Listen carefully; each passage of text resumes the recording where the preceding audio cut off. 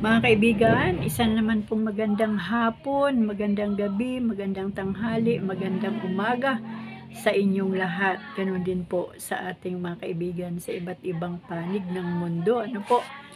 Ngayon po ay hapon na naman, parang ilang oras pa lang yun ay umaga pa lang, maya-maya gabi na naman. Ganyan po kabilis ang oras ngayon o kabilis ng araw. Pagpasensyahan nyo na mga kaibigan ha. Kasi andito po tayo sa lugar na talagang maingay ang mga tao sa paligid, mga usapan ng tao at ingay ay naririnig niyo po dito sa aking video.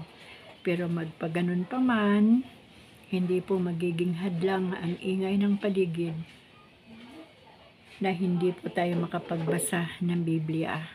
Kundi patuloy at patuloy po tayo magbabasa ng Bible o magbabasa ng salita ng Diyos upang sa ganon ay maipasa rin po natin ito sa mga interesadong makinig ng salita ng ating Diyos. Kaya mga kaibigan, muli, inaanyayahan ko na naman po kayo na ako po ay samahan sa aking ginagawa dito sa Relimix Stories YouTube channel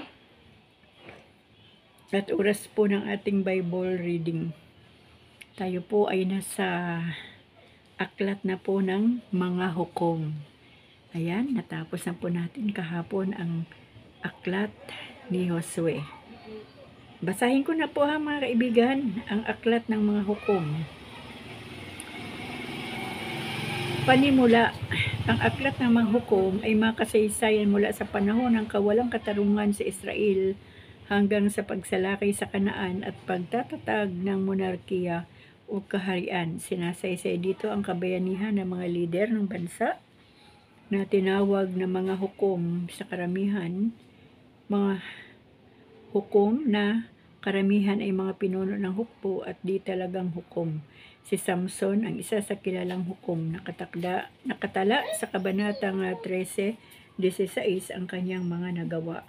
Ang pangunahing aralin ng aklat na ito ay ang pagtatagumpay ng Israel dahil sa katapatan sa Diyos, samantalang lagi ng kapahamakan ang bunga ng pagtataksil sa kabila ng kanilang pagtalikod. Ang Diyos ay lagi nang handang magligtas sa kanila kapag sila'y nagbalik loob.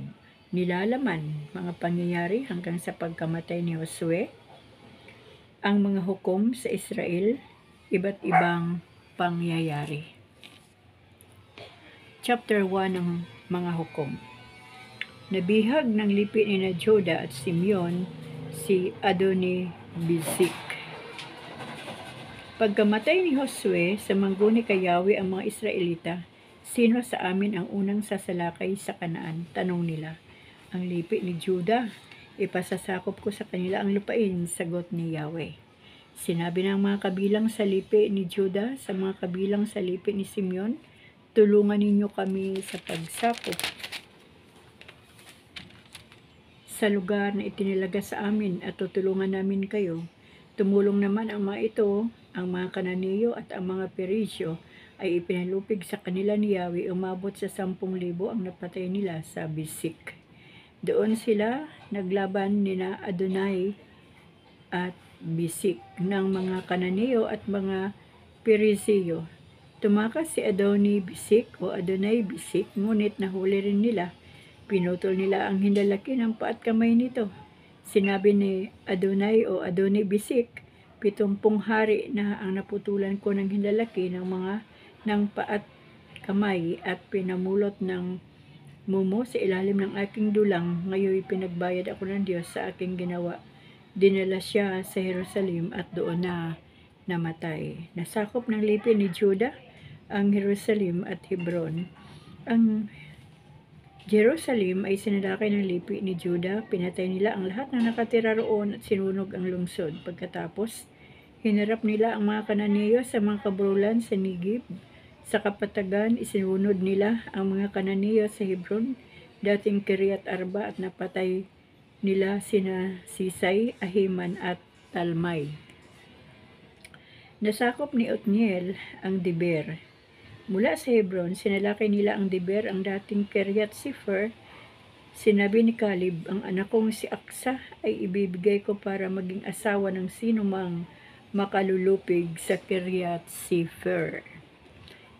Si Othniel na anak ni Kinas na nakababatang kapatid ni Caleb ang nakasakop sa lungsod, kaya siya ang napangasawa ni Aksa. Nang sila'y magkasama na, inutusan ni Othniel si Aksa na humingi ng bukirin sa kanyang ama, kaya't nagpunta si Aksa kay Caleb. Pagdating doon, tinanong naman siya agad kung ano ang kailangan. Yamang dinala mo ako sa Nigib, ibig kong bigyan mo ako ng balon, sagot ni Aksa. At ibinigay sa kanya ni Caleb ang mga balon sa gawing silangan at kanluran. Ang mga tagumpay ng lipi ni Juda at Benjamin. Ang angka ng siniyong biyanan ni Moises ay sumama sa lipi ni Juda mula sa lungsod ng Palma hanggang sa ilang ng Juda sa timog ng Arad at nakipamayan sa mga Amilisita. Ang lipi naman ni Simeon ay tinulungan ng lipi ni Juda sa pagsakop sa lungsod ng Sifat. Winasak nila ito ng husto at pinangalan ng Horma. Nasakop din ang buong Gaza, Askalon at Ekron. Ang Juda ay hindi nilayuan ni Yahweh. Ano pat nasakop nila ang mga kaburulan, ngunit hindi nila nalupig ang nasa kapatagan pagkat ang mga taga roon ay may mga karwahing bakal at tulad ng sinabi ni Moises, napunta kay Caleb ang Hebron, pinalayas niya roon ang 3 anak ni Anak. Ang mga Hebusyo sa Jerusalem ay hindi pinaalis ng lipi ni Benjamin, kaya sama-sama sila roon. Sinakop ng 2 lipi ni Jose ang Betel. Ang lungsod naman ng Betel na dating Luz ay sinalakay ng mga lipi ni Jose at tinulungan din sila ni Yahweh. Nagpadala muna sila rito ng mga espiya, sa daan ay may nasalubong silang isang tao mula sa lungsod. Sinabi nila rito, ituro mo sa amin ang pagpasok sa lungsod at gagantimpalaan ka namin. Itinuro naman sa kanila at pinatay nila ang mga taga roon, maliban sa sambahayan na napagtanungan nila. Ang lalaking yaon ay nagpunta sa lupain ng mga Heteo at nagtayo ng isang lungsod na tinawag niyang Luz mula noon hanggang ngayon. Ang tagumpay ng mga lipi ni Manases at Ephraim. Hindi pinaalis ng lipi ni Manases ang mga naninirahan sa mga lungsod ng Sian, Taanok, Dor, Ibleam, Megiddo at sa mga nayong sakop ng mga ito. Nagsama-sama sila roon ng marami na ang mga Israelita ay nalipi nila. Ang mga Kananiyo hindi rin pinaalis ng lipi ni Ephraim ang mga Kananiyo sa lungsod ng Giser. Sila'y sama-samang nanirahan doon. Ang tagumpay ng iba pang lipi, hindi pinaalis ng lipi ni Zabulon ang naninirahan sa mga lungsod ng Kitron at nahahalol. Sama-sama silang nanirahan doon, ngunit inalipan nila ang mga Kananiyo. Hindi rin pinaalis ng lipi ni Aser ang mga taga lungsod ng Aseyo, Sidon, Alab, Agseb, Helba, Afik at Rehob. Sama-sama silang nanirahan doon. Hindi rin pinaalis ng lipi ni Neftali ang mga taga Bet Simis at Bet Anat. Sila'y sama-samang nanirahan doon, ngunit inalipin nila ang mga taga roon. Ang lipi naman ni Dan ay napaurong ng mga Amoreo sa papuntang bulubundukin. Hindi sila pinayagan ng mga Amoreo na makapanirahan sa kapatagan. Sa halip ay itinaboy sa kaburulan. Hindi umalis si Heris, Ayalon at sa Albim ang mga Amoreo, ngunit dumating ang araw na nasakop sila ng mga lipi ni Jose at inalipin sila ng mga ito. Ang sakop ng mga Amoreo ay mula sa pasong Akrabim hanggang sa Pitra. Hukom chapter 2. Nagpunta ng Bukim ang anghel ni Yahweh. Mula sa Gilgal, nagpunta sa Bukim ang anghel ni Yahweh. Sinabi niya sa mga Israelita, inialis ko kayo sa Ehipto at dinala sa lupain na aking pinangako sa inyong mga magulang. Sinabi ko noon na hindi ko babaguhin ang ating tipan. Sinabi ko rin huwag kayo makikipagkaisa sa mga taga roon, bagkus igibain ninyo ang kanilang mga dambana. Ngunit ano ang inyong ginawa? Hindi ninyo ako sinunod. Kaya ngayon, hindi ko sila paalisin sa lupaing pupuntahan ninyo. Magiging tinik sila sa inyong landas at magiging mabigat na pagsubok sa inyo ang mga Diyos-Diyosa nila. Nang marinig ito ng mga Israelita, sila ay nag-iyakan. Kaya tinawag nilang Bukim ang lugar na yaon at naghandog sila roon kay Yahweh. Kaya po pala ang mga kalaban ng mga taga-Israel ay naroon lang sa kanilang paligid dahil nga po sumuway ang mga Israelita sa ating Diyos. Ganon po pala ang nangyari. Ano po? Tutuloy ko na po sa verse 6 ang pagkamatay ni Josue. Pinalakad na ni Josue ang mga Israelita papunta sa lupaing nakatalaga sa bawat isa. Naglingkod sila kay Yahweh hanggang buhay. Si Jose at ang mga pinunong lubos na nakababatid sa mga kabutihang ginawa ni Yahweh sa Israel. Namatay si Josue sa edad na 110 taon. Inilibing siya sa Timnath Heres, isang lugar na sakop ng kanyang lupain sa kabrulan ng Ephraim, sa gawaing hilaga ng bundok Gaas. Namatay rin ang lahat ng kapanahon niya at natira ang sumunod na salinlahi na walang nalalaman sa kabutihang ginawa ni Yahweh sa Israel. Tumigil ang Israel sa paglilingkod kay Yahweh. Ang mga Israelita ay gumawa ng masama kay Yahweh. Naglingkod sila sa mga Baal. Tinalikdan nila si Yahweh, ang Diyos ng kanilang mga ninuno, at siyang nag-alis sa kanila sa Ehipto. Naglingkod sila at sumamba sa mga Diyos-Diyusan ng mga bayan sa paligid, kaya nagalit sa kanila si Yahweh. Tinalikdan nga nila si Yahweh at naglingkod sa mga Baal at kay Astaroth. Dahil dito, nagalit si Yahweh sa Israel, kaya sila'y pinabayaan niyang malupig ng kaaway at samsama ng ari-arian. Tuwing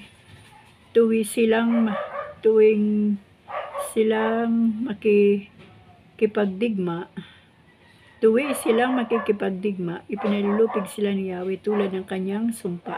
Ano pat wala silang kapanatagan. Ang Israel ay binigyan ni Yahweh ng mga hukom upang magtanggol sa kanila, ngunit hindi nila pinakinggan ang mga ito. Tinalikdan nila si Yahweh at naglingkod sa mga Diyos-Diyosan. Lahat ng hukom na inilagay ni Yahweh ay tinulungan niya upang iligtas sila sa kanilang mga kaaway.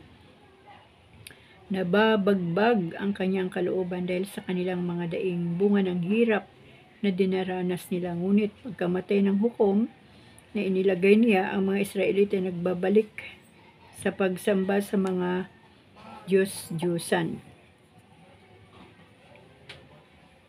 Higit pa sa kasamaan ng kanilang mga ninuno ang kanilang ginawa, hindi nila maiwan ang kanilang kasamaan, kaya lalong nagalit si Yahweh sa kanila.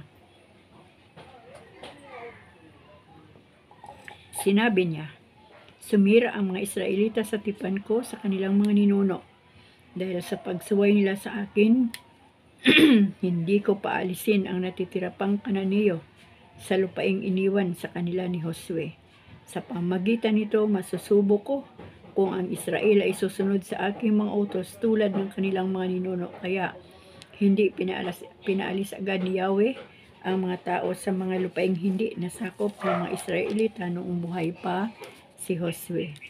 Hukom chapter 3. Itinira ang ibang bayan upang subukin ang Israel. Itinira ni Yahweh ang ilang bayan sa Kanaan upang subukin ang mga Israelitang walang karanasan sa pagkikipagdigma sa mga Kananeo.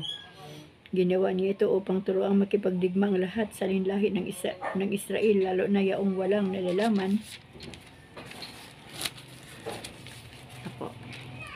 sa mga bagay na ito. Ito ang mga bayang itinira ni Yahweh, ang 5 lungsod ng mga Filisteo, lahat ng lungsod ng mga Kananeo, Sidonyo, at lupaing sakop ng mga Hebeyo sa bundok ng Libano, mula sa bundok ng Baal Hermon hanggang sa pasong Hamat. Sila ay kinasasangkapan ni Yahweh upang subukin kung susunod sa kanya o hindi ang mga Israelita. Kaya ang mga Israelita ay nanirahan sa lupaing yaong kasama ng mga Kananeo, Heteo, Amoreo, Perisyo, Hebeyo at Jebusyo. Pinayagan nila ang kanilang mga anak na mag-asawa ng mga taga roon at makisama sa paglilingkod sa mga Diyos-Diyosan. Ayan, ang ingay na po ng ating mga kapitbahay, mga kaibigan. Pagpasensya nyo na po, ha. Sige po, itutuloy ko po ang pagbabasa. Si Othniel, nasa verse 7 po tayo. Nanumbalik na naman sa kasamaan ang mga Israelita, tumalikod sila kay Yahweh at sumamba sa mga Baal at kay Astaroth. Dahil dito nagalit siya sa kanila at pinabayaang malupig ni Haring Kusan Risataim ng Mesopotamia. Sila'y nasakop nito ng 8 taon. Nang dumaing sila kay Yahweh, hinirang niyang hukom si Othniel, anak ni Kenaz, na nakababatang kapatid ni Caleb, upang ito ang magliligtas sa kanila sa kamay ni Haring Kusan Risataim. Nilukuban siya ng Espiritu ni Yahweh, pinangungunahan niya ang Israel, at nalupig niya ang hari ng Mesopotamia, at naghari sa Israel ang kapayapaan sa loob ng 40 taon. Si Aod. Nang mamatay si Othniel, ang Israel ay muling gumawa ng mga bagay na labag sa kalooban ni Yahweh. Dahil dito, kinasangkapan niya si Eglon, ang matabang hari ng Moab, laban sa Israel. Si Eglon ay nakipagkaisa sa mga anak ni Ammon at ni Amalek. Nalupig nila ang Israel at nakuha sa lungsod ng Palma, at sila'y nasakop ni Eglon sa loob ng 18 taon. Dumaing kay Yahweh ang mga Israelita at sila'y binigyan niya uli ng hukom. Ang kaliwiting si Aod na anak ni Gera, buhat sa lipi ni Benjamin, siya ang pinagdala niya ng buwis kay Haring Eglon. Si Aod ay gumawa ng isang balaraw na magkabilay talim at isang talampak at kalahati ang haba. Itinali niya ito sa kanan niyang tagiliran sa loob ng kanyang damit, at dinala nga ni Aod ang mga buwis ng Israel kay Haring Eglon. Nang maibigay na niya ang kanyang mga dala, niyaya na niyang umuwi ang kanyang mga kasama. Ngunit pagdating sa tibagan ng bato sa Gilgal, nagbalik si Aod at sinabi sa hari, "Kamahalan, mayroon po akong mahalagang lihim na sasabihin sa inyo." Dahil dito, sinabi ng hari sa kanyang mga lingkod, "Iwan ninyo kami." At umalis ang lahat sa harapan ng hari. Lumapit si Aod sa kinaupuan nito sa pahingahan sa ituktok ng palasyo at sinabi uli, "May sasabihin po ako sa inyo, mahal sa inyo mula sa Diyos." At tumindig ang hari. Pagkalapit nila, binunot ni Aod ang kanyang balaraw at walang sabi-sabing itinarak sa tiyan ng hari. Dahil sa katabaan ng hari at sa lakas ng saksak ni Aod, bumaon pati puluhan ng balaraw at tumagos sa likuran. Hindi na niya ito hinugot. Paglabas ni Aod, isinara niya ang pinto at tuloy-tuloy na umalis. Nang magbalik ang mga lingkod ng hari, nakita nilang sarado ang pinto, kaya inisip nilang namamahinga ang hari. Hindi nila binuksan ang pinto, naghintay na lamang sila sa labas. Inabot na sila ng pagkainip, ngunit hindi pa lumalabas ang hari, kaya binuksan na nila ang silid nito at natambad sa kanilang paningin ang hari, wala ng buhay. Samantala, malayo na si Aod mula sa tibagan ng mga bato. Tumakas siya papuntang Sirata. Pagdating doon, pinahipan niya ang tambuli sa kaburulan ng Ephraim at nagdatingan ang mga Israelita, at mula roon pinangunahan niya sa pagkikidigma ang mga ito. Sinabi niya sa kanila, "Sumunod kayo sa akin. Ipalulupig na sa inyo ni Yahweh ang mga Moabita." Kaya't sila'y sumunod sa kanya at nasakop nila ang tawiran ng Jordan. Wala silang pinatawid doon kahit isa. Sa lugar lamang na iyon, nakapatay sila ng 10,000 Moabita na pawang matitipuno at malalakas. Wala silang pinaligtas isa man. Nang araw ring iyon, nalupig nila ang mga Moabita. Mula roon, namuhay sila ng mapayapa sa loob ng 80 taon. Si Sagmar. Ang sumunod na hukom ng Israel ay si Samgar. Si Samgar na anak ni Anat. Siya ang naging tagapagtanggol ng Israel. Siya lamang mag-isa ay nakapatay ng 600 na Filisteo sa pamagitan ng tungkod na pantaboy ng baka. Chapter 4, sina Deborah at Barak. Nang mamatay si Aod, muling namuhay sa kasalanan ang mga Israelita. Kaya pinabayaan ni Yahweh na malupig sila ni Haring Jabin ng Hasor, isang lungsod ng mga Kananiyo. Si Sisara na taga Haroset ng mga Hintil, ang punong kawal niya. Si Jabin ay may 900 karwahing bakal. Ang Israel ay binusabos niya sa loob ng 20 taon, at dumaing kay Yahweh ang mga Israelita.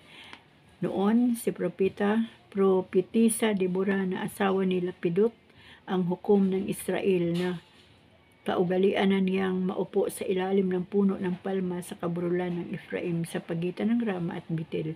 Dito siya pinupuntahan ng mga tao upang makinig sa kanyang mga payo. Ipinatawag niya si Barak na anak ni Abinuam na taga Kadis, Neftali. Sinabi niya rito, Ipinasasabi sa iyo ni Yahweh na pumili ka ng 10,000 kawal na salipin ni Neftali at Zabulon. Isama mo sila sa bundok ng Tabor. Lalabanan ninyo sa may ilog season. Ang pangkat ni Sisara, ang punong kawal ni Jabin, ngunit malulupig mo siya. Sumagot si Barak, lalakad ako kung kasama ka. Sinabi ni Deborah, kung gayon, sasama ako, ngunit wala kang tatamuhing karangalan pagkat si Sara ay ipalulupig ni Yahweh sa isang babae. Sumama nga si Deborah kay Barak. Nanawagan si Barak sa mga lipi ni Neftali at Zabulon at sumunod sa kanya ang 10,000 kawal at lumakad na sila kasama si Deborah. Si Heber ay lumayo sa mga kasamahan niyang siniyo buhat din sa angkan ni Hubab na biyanan ni Moises. Doon siya nagtayo ng tulda sa malapit sa kagubatan ng Saananim, malapit sa Kadis. May nakapagsabi kay Sisara na si Barak ay papuntang Tabor, kaya tinipon niya ang 900 niyang karwahe at lahat ng kawal at mula sa Roset ng mga hintil ay pinapunta niya sa may ilog Sinon. Sinabi ni Deborah kay Barak, magpatuloy ka, ang araw na ito'y inilaan ni Yahweh upang lupigin mo si Sisara.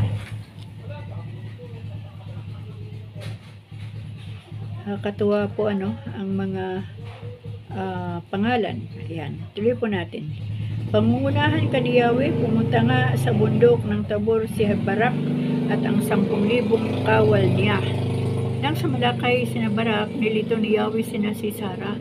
Nagkanya-kanyang takbo ang mga kawal. Si Sisara naman ay bumaba sa kanyang karwahe at tumakas. Tinugis ni Barak ang mga karwahe ni Sisara hanggang sa Roset ng mga hintil at napatay nila ang lahat ng tauhan nito. Samantala, nakatakas si Sisara. Nagtago siya sa tulda ni Jael na asawa ni Heber pagkat magkaibigan si Haring Habin ng Hasor at ang sambahayan ni Heber. Na makita ni Jael na papalapit si Sisara, sinabi niya, magtuloy po kayo sa aking tulda at huwag kayong mag-alala. Pumasok nga si Sisara at siya pinagtago ni Jael sa likod ng tabing. Sinabi ni Sisara kay Jael, pahingin mo ako ng inumin, nauuhaw ako. Ang babae ay kumuha ng sisidlang balat ng puno ng gatas. Pinainom niya si Sisara, saka pinagtago uli. Sinabi ni Sisara, diyan ka sa pintuan, pag may humanap sa akin, sabihin mong wala ako. Dahil sa matinding pagod, nakatulog si Sisara. Nang makita ni Jael na ito'y tulog na, kumuha siya ng isang maso at isang tulos ng tulda. Pinukpok niya sa noo si Sisara ang utos hanggang sa bumaon sa lupa. Sa gayon, namatay si Sisara. Nang dumating si Barak na naghahanap kay Sisara, sinabi niya, narito ang hinahanap ninyo. Pagpasok ni Barak, nakita niya si Sisara, patay na. Nakabulagta ito at nakabaon pa sa noo ang tulos. Ano pat, ng araw na iyon, sa tulong ng Diyos, ay natalo ng Israel si Haring Jabin. Patuloy nila itong ginipit hanggang sa tuluyang malupig. Ang awit ni Deborah at Barak, chapter 5. Nang araw ring iyon, ng kanilang pagtatagumpay, si Deborah at si Barak ay umaawit ng ganito. Purihin si Yahweh, ang mga Israelite ay buong giting na lumaban. Kusang loob, walang pinilit na sinuman. Pakinggan ninyo ang mga pinunot mga hari, itong aking awit sa Diyos aming lahi. Nang lisanin mo, Yahweh, ang bundok ng Seir at nang iwanan mo ang lupain ng Edom, nayanig ang lupa, nagdilim ang langit at hindi nagtagal, bumuhos ang ulan. Ang bundok ay umaga sa harapan ni Yahweh. Ang bundok ay umuga sa harapan ni Yahweh sa iyong harapan, O Diyos ng Israel. Sa panahon ni Samgar na anak ni Anat, ganoon din naman sa panahon ni Jael, lumilihis ng landas ang mga manlalakbay, walang taong lumalakad sa tunay na lansangan. Noon ay walang ibig tumira sa Israel hanggang sa dumating ka, Deborah. Ikaw na kinilalang ina ng lupain, nagkaroon ng digmaan sa buong lupain. Nang sumamba sa mga Diyos-Diyosan ang bansang Israel, sa 40 lalaki sa Israel ay wala isang mang may sibat o kalasag. Nagkapitak sa puso ko ang mga lider ng Israel. Mga lalaking tumugon sa panawagan ng bayan, purihing walang patid si Yahweh. Dapat isa-isa ang lahat ng ito, maging ng mayaman o ng mahirap na tao. Pakinggan ninyo ang mga usapan sa tabi ng balon nang magpuntahan sila sa may pintuan ng lungsod. kanilang isinaysay ang tagumpay ni Yahweh sa pamagitan ng bayang Israel. Magtindig ka, Deborah, at ikaw ang manguna sa awit ng papuri sa Diyos na nasa langit. Ikaw naman, Barak na anak ni Abinoam, lumakad ka't dalhing bihag ang inyong mga kaaway. Tumugon ang mga tapat sa panawagan ng pinuno at handa silang makilaban sa mga kaaway. Nanguna sa pagsalakay ang mga kawal ng Ephraim. Kasunod sa paglusob ang lipi ni Benjamin. Nakihalo din sa labanan ang mga tauhan ni Maker. At mula sa Zabulon, may mga kawal na nanggaling. Ang mga pinto ng lipi ni Isakar ay sumama kay Deborah. Gayon din kay Barak, isa sa nangunguna. Ngunit ang lipi ni Ruben ay di makapagpasya. Sa pagbuo ng isipan ay hindi magkaisa. Ngunit bakit atubili sa pag-alis sa pastulan? Hindi ba maiwanan ang ingay ng mga kawan? Ang lipi nga ni Ruben ay hindi magkaisa. Hindi makapagpasya tungkol sa gagawin nila. Ang lipi ni Galaad ay nanatili sa silangan ng Jordan. Ang lipi naman ni Dan di makaalis sa pastulan. Ang lipi ni Aser di umalis sa tahanan sa baybay ng dagat na kanilang tirahan. Ngunit ang lipi ni Zabulon at Neftali ay nakipaghamok sa larangan ng digmaan. Dumating ang mga haring Kananiyo at sinalakay ang taanak sa baybayin ng Megido. Ngunit isang pilak man ay walang nasamsam, hindi lamang ang Israel ang nakalaban ni Sisera, kundi pati ang bituin ay lumaban sa kanila. At sa pagtawid nila sa batis ng Sison, tinangay ng agos, sinaklot ng mga alon.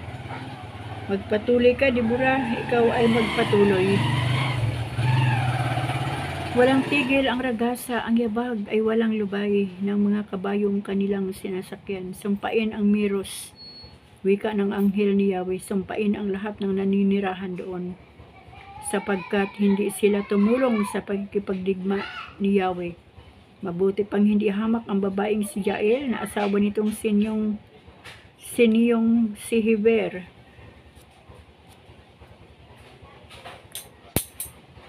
Pagpalain siya ng lahat ng nakatira sa tulda. Si Sisera ay nanghingi ng tubig na maiinom. Binigyan niya ng gatas sa isang mamahaling inuman.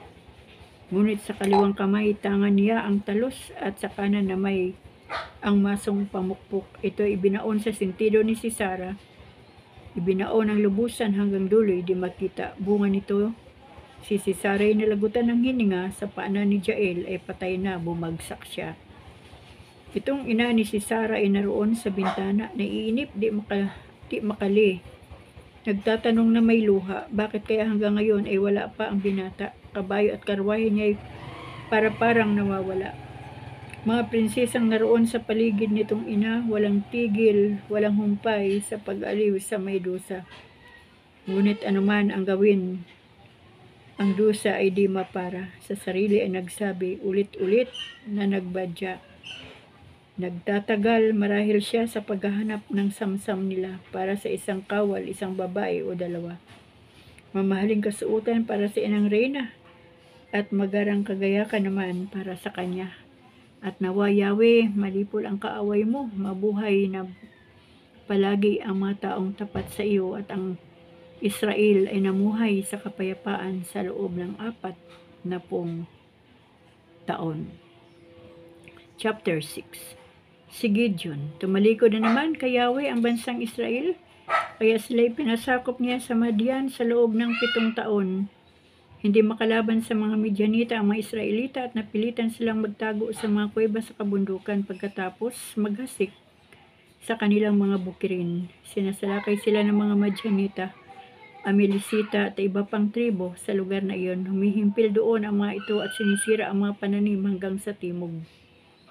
Sa paligid ng Gaza, wala silang itinitirang anuman sa maaring pakinabangan ng mga Israelita, pananim, tupa, baka o asno. Katulong nila sa paninira ang kanilang mga baka at mga kamelyo na hindi mabilang sa dami. Walang magawa ang mga Israelita kaya dumaing sila kay Yahweh. Nang marinig ni Yahweh ang daing ng mga Israelita dahil sa paghihirap ng mga Midianita, sila'y pinadalhan niya ng propeta at pinasabi ang ganito, inialis ko kayo sa Ehipto, iniligtas ko kayo sa kanilang pangalipin, at sa lahat ng inyong kaaway nalupig ninyo sila, at ibinigay sa inyo ang kanilang lupain. Sinabi ko sa inyo na akong si Yahweh. Lakip ang habiling huwag kayong sasamba sa Diyos-Diyusan ng mga Amoreo, ngunit hindi kayo nakinig. Dumating si Ofra, ang anghel ni Yahweh, at naupo sa ilalim ng puno ng insena ni Joas na kabilang sa lipi ni Abisir. Si Gideon na anak ni Joas ay kasalukuyang gumigiknaw ng trigo sa pisaan ng ubas, patago ang kanyang pag-iik.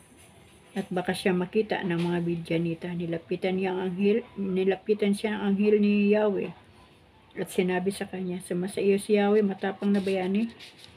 Sumagot si Gideon, bakit ganito ang pamumuhay namin? Kung sumasa amin si Yahweh, bakit wala siyang ginagawang kababalaghan ngayon?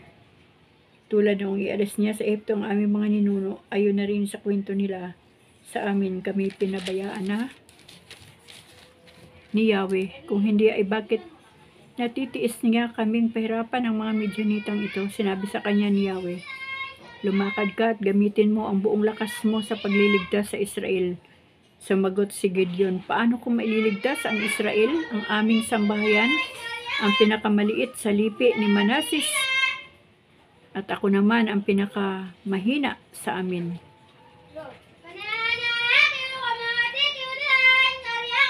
Sinabi sa kanya ni Yahweh, maililigtas mo ang Israel pagkat tutulungan kita, lulupigin mo ang mga Midyanitang ito na para kabang pumatay ng isang tao.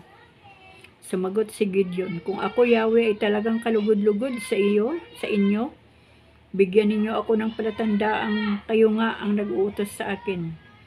Huwag muna kayong umalis at inan ko kayo ng pagkaing handog. Ihintayin kita, sagot ni Yahweh. Lumakad na nga si Gideon, nagluto siya ng isang batang kambing at isang takal na harinang walang libadura. Pagkaluto, inilagay niya ito sa basket at naglagay ng sabaw sa isang palayok. Inihain niya ito sa anghel ni Yahweh sa ilalim ng punong insina. Sinabi sa kanya ng anghel, ipatong mo ang malaking batong iyan, ang karne at ang tinapay, pagkatapos busan mo ng sabaw. Gayon nga ang ginawa ni Gideon. Ang pagkain ay sinaling ng anghel sa pamagitan ng tungkod. Nagkaroon ng apoy at nasunog ang handog at biglang nawala ang anghel. Noon naniwala si Gideon na anghel nga ni Yahweh ang nakausap niya. Dahil dito, kinilabutan siya sa takot at nanginginig na nagsalita, Diyos ko, nakita ko ng mukhaan ang anghel ni Yahweh. Ngunit sinabi sa kanya ni Yahweh, huwag kang matakot, hindi ka maaano. At si Gideon ay nagtayo roon ng isang altar na tinawag niyang si Yahweh ay kapayapaan, Yahweh Shalom. Hanggang ngayon, naroon pa ang altar. Kinagabihan, sinabi ni Yahweh kay Gideon, kunin mo ang turo ng iyong ama. Ang turo ng inyong ama, yaong 70 taon na ginagamit na panghalili. Gibain mo ang altar ni Baal na ipinagawa ng iyong ama at durugin mo ang rebulto sa tabi nito. Pagkatapos magtayo ka ng isang maayos na altar sa ituktok nitong kutang ito para kay Yahweh. Pagputol-putulin mo ang sagradong poste ni Asherah. Igatong mo sa altar at doon mo sunugin ang turo ng iyong ama bilang handog sa akin. Isinama ni Gideon ang 10 sa kanyang mga bataan at ginawa ang iniutos sa kanya. Gabi nang gawin niya ito pagkat natatakot siya sa kanilang sambahayan at sa mga taong bayan. Kinabukasan, nagisna na lamang ng mga taong giba ang altar ni Baal. Ang sagradong poste ay putol-putol at siyang susunog sa turong nakahandog sa bagong altar na naroon. Nagtanungan sila, sino kaya ang may gawa nito? Siniyasat nila itong mabuti at nalaman nilang si Gideon ang may kagagawan. Hinanap nila si Joas at sinabi, ilabas mo rito ang anak mo, papatayin namin siya. Pagkat giniba niya ang templo ni Baal at pinagputol-putol ang sagradong poste sa tabi ng altar. Sumagot si Joas, ipaghihiganti ba ninyo si Baal? Sinong makipaglaban para sa kanya ay papatayin bago mag-umaga. Kayo ba ang dapat magtanggol kay Baal? Kung siya ay talagang Diyos, bakit hindi niya ipagtanggol ang kanyang sarili, yamang altar niya ang giniba? Mula noon, si Gideon ay tinaguri ang Jerubbaal dahil sa sinabi ni Joas, nabayaan ninyong ipagtanggol ni Baal ang kanyang sarili, yamang altar niya ang giniba. Ang mga Midyanita, Amalisita, at iba pang mga tribo sa paligid ay nagsama-sama na namang tumawid ng ilog Jordan at nagkampo sa lambak ng Jezreel. Si Gideon ay nilukuban ng Espiritu ni Yahweh kahit hinipan niya ang tambuli bilang hudyat sa kalalakihan ng lipi ni Abiser. Nagpasugo siya ng mga lipi ni Manases, Aser, Zabulon at Neftali. Tumugo naman ang mga ito at sila'y buong pagkakaisang sumunod kay Gideon. Sinabi ni Gideon sa Diyos, sinabi ninyo sa akin na ako ang kasangkapanin ninyo upang iligtas ang Israel, dahil dito maglalatag ako ng isang lanas sa giikan ng trigo. Pag nabasa ito ng hamog, ngunit tuyo ang paligid, ako nga ang ibig ninyong magligtas sa Israel. Ganun nga ang ginawa ni Gideon. Kinabukasan ng umaga, kinuha niya ang lanang nilatag sa giikan at nang pilipitan niya, nakapuno siya ng isang mangkok. Sinabi ni Gideon sa Diyos, huwag po kayong magagalit sa akin sa huli kong kahilingan. Ibig ko po ay matuyo itong lana at mabasa ng hamog ang lupa sa paligid. Kinagabihan, ginawa nga iyon ng Diyos. Tuyo ang lana, ngunit basa ng hamog ang lupa sa paligid. Ayan, dito po tayo magtatapos o mag-i-end muna sa chapter 6 ng Hukom. Salamat sa Panginoon sa kanyang salita at ito po ay pinapaunawa sa atin. Alam niyo mga kaibigan, no, ang kulit-kulit pala ng mga Israelita. Pagkatapos ni Josue ay bumalik na naman po sila doon sa ugali na ayaw ipagawa niya sa kanila ni Yahweh, yung sumamba sa Diyos-Diyosan. At kapag sila po ay natalo sa digmaan, ay aalipinin po sila o kaya under sila ng pamamahala ng mga hukbo na nakatalo sa kanila. Matagal-tagal din ang mga panahon ang pagkatalo nila. At kapag sila'y dumaing kay Yahweh o nanawagan kay Yahweh, padadalhan na naman sila ng panibagong propeta, kumbaga gaya ng mga anghel ni Yahweh. Ano po, paulit-ulit na ginagawa ng mga Israelita ang pagsuway, paulit-ulit din naman silang pinapatawad ni Yahweh at tinutulungan. Ano po, kumbaga grabe po yung pag-ibig ng Diyos talaga sa mga Israelita. At sa panahon natin mga kaibigan, hindi lamang po Israelita ang pinagpapala ng Diyos at ipinagtatanggol, kahit man po sa ngayon. Sa ating lahi naman ng mga Pilipino, di po ba? Kapag tama ang ating ginagawa sa harapan ng Diyos, siya po ang ating tanggulan laban sa ating mga kaaway. Pinagpapala niya po tayo. Ngunit kapag tayo po ay sumuway at nagtaksil sa Diyos, siya naman po ang gagawa ng kaparaanan upang ipahamak tayo para matuto tayo sa ating ginawang mali. Ano po? Bagamat napapahamak ang mga Israelita, nakukubkob ng mga kaaway, pero nandoon pa rin po yung divine protection ng Diyos sa kanilang mga buhay. Ganon din po sa buhay natin ngayon. Kaya tayo po ay sumusuway, nagkakasala, nagkukulang sa Diyos. Pero hindi pa po tayo kinukuhanan o binabawian ng Panginoon ang ating hininga. Hanggang ngayon narito pa rin po tayo. Kaya mga kaibigan, yung aral po dito na nakita ko talaga, bawat pagsuway ay may kapalit na sumpa. At ang bawat pagbalik loob sa Diyos ay may kapalit na pagpapala. Ayan. Maraming salamat po muli sa inyong lahat mga kaibigan ko. Higit sa lahat, maraming salamat sa ating Panginoon. Dahil habang tumatagal po ang ating pagbabasa ng Biblia, ay marami po tayo nakikita na magaganda at nauunawaan. Ano po, nakakatuwa nga si Gideon kasi binibigyan niya parang pinapasunod niya si Yahweh sa kanyang kalooban, sa kanyang kagustuhan. O Yahweh, kung sakali gumawa ako ng ganito, kapag tinuyo mo o binasa mo, mga gano'n na pananalita ni Gideon, ay maniniwala na ako na talagang ako ay isinugo mo. Kumbaga meron pang gusto ang tao. Para bang, sige Panginoon, kung talagang kalooban mo na ako ay pumunta sa abroad, yan, ganyan. Kung talagang kalooban mo na ako'y magninegosyo, kung talagang kalooban mo, kumbaga binibigyan ng partida ang ating Panginoon. At ang Diyos naman ay talagang sobrang grabe ang pag-ibig sa tao, pangunawa at pasensya. Kaya mga kaibigan, maraming salamat sa Diyos sa kanyang kabutihan sa ating mga buhay. Dito ko po tatapusin ang ating pagbabasa ng Biblia sa Hukom mula po sa chapter 1 hanggang chapter 6 ay natapos na po natin at salamat sa Diyos dahil marami po siyang pinaunawa sa atin. Hanggang sa araw ng bukas mga kaibigan, tuubin ng Panginoon na tayo po yung makapagpatuloy muli sa araw ng bukas.